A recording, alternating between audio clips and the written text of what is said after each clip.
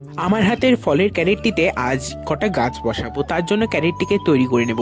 এর নিচে যে ফুটোগুলো সেগুলোকে এই ফুটো করে নেওয়া প্লাস্টিকটি বিছিয়ে দিলাম নিচে, আর সাইডের অংশগুলো কিছু প্লাস্টিকগুলো দিয়ে ঢেকে দিলাম যাতে মাটিগুলো ফুটো দিয়ে বেরিয়ে না যায় যখন আমি জল দেব। এরপর এই ফুটোগুলোতেও কিছুটা টবের ভাঙা অংশ দিয়ে এরপর উপর দিয়ে তৈরি মানে আমার রান্নাঘরের যে সবজির চোকলাগুলো মানে আবর্জনা যেগুলো ওয়েস্টেজ সেগুলো আমি এর মধ্যে দিয়ে দিয়েছি। এর উপরে দেব শীতকালীন যে আমি মাটি তৈরি করে দেখিয়েছিলাম সেই সব রকম সার দিয়ে তৈরি মাটিটি।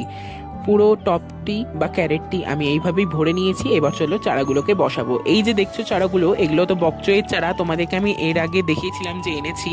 তবে সেই চারাগুলো বসানোর জন্য দেরি হয়ে গেছে অনেকটাই, তবে এখন কিন্তু চারাগুলো সাইজেও বেশ বড় হয়ে গেছে।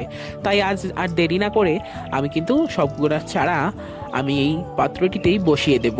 এখানে এক একটা করে আমি চারা ভালো করে বের করে একটু দূরত্ব করে আমি লাগিয়ে রেখে দিচ্ছি। আর এই চারাগুলোকে লাগানোর পর আমি কিন্তু এই জায়গাটাতে ভালো করে জল দিয়ে দেব। আর এইখানে আমি যে জলটা দেব সেটা কিন্তু অ্যাপসেম সল্ট যে ভিজিয়ে নিয়েছি গোলানো জলটা। এরপরে এটাকে ছায়াযুক্ত স্থানে আমি রেখে দেব কিছু দিনের জন্য। আর তোমাদের ভিডিওটা কেমন লাগলো অবশ্যই আমাকে জানিও। তবে আজকের জন্য এটুকুই, দেখা হবে অন্য ভিডিওতে। টাটা।